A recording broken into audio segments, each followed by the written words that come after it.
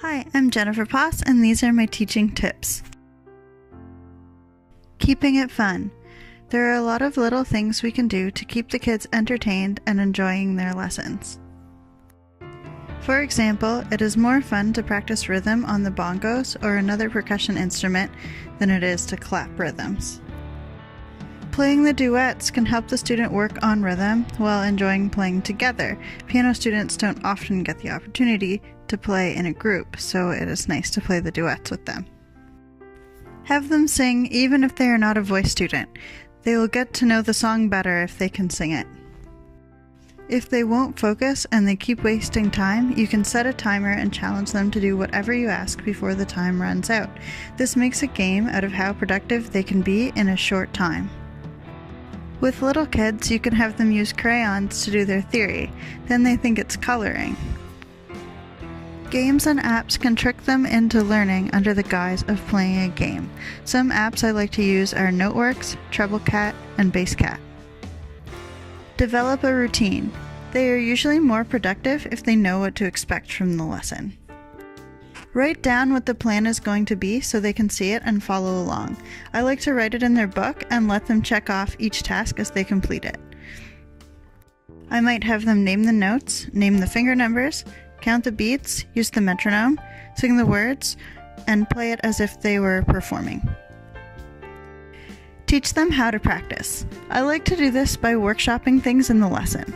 This gives them a better idea of what my expectations are and what I want them to listen for when they are practicing.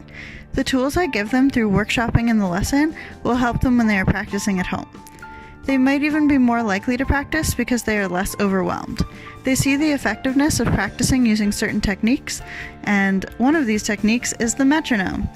I use the metronome a lot in lessons. It is important, and they may not have the discipline to use it at home. If we use it in the lesson, at least they will know how, and they will be used to it. If they don't use it at home anyway, they use it once a week in their lesson, and that's still something. I think they tend to be better with it and complain about it less if it's introduced early. Adjust your expectations. Increase your expectations incrementally. If they're not practicing at all or not listening to you, start with one small goal and build upon that. If they're not progressing, figure out why.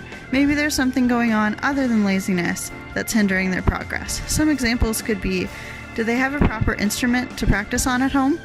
If their parents are separated, do both parents have a piano or keyboard? Make sure they actually have something to practice on. Some things are so obvious to us, but not to them. What is their practice environment like? Are there a lot of distractions? Maybe they're unfocused in their lesson because it's right after hockey and they're tired. Do they miss a lot of lessons?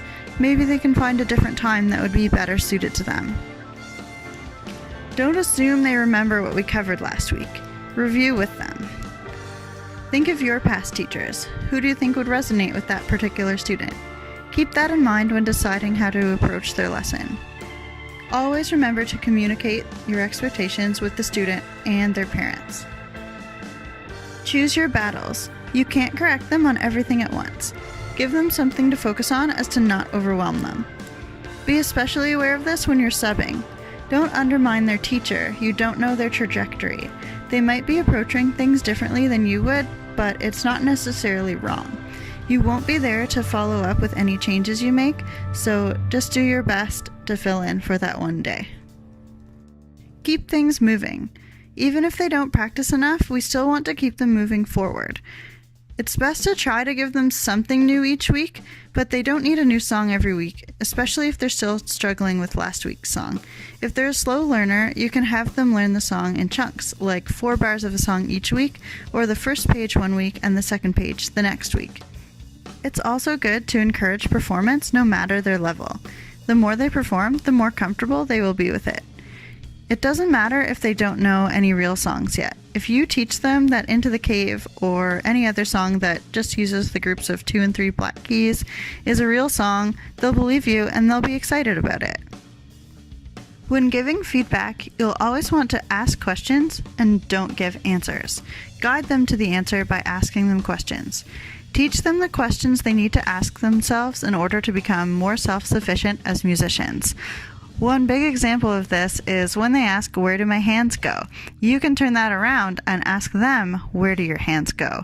What note is that, and what finger number does the book tell you to put on that note?" That makes them think about these things so they can actually find their hand position when they're at home. Always balance positive feedback with constructive criticism.